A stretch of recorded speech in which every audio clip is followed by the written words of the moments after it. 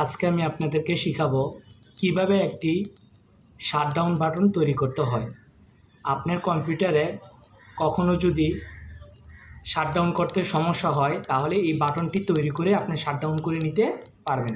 তাহলে চলুন দেখে নেওয়া যাক।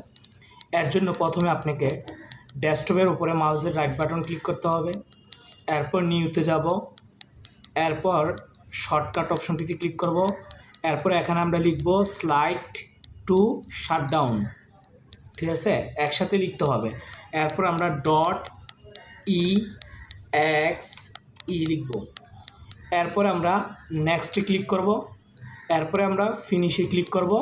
এরপর আমাদের এখানে একটা শাটডাউন বাটন তৈরি হয়ে যাবে।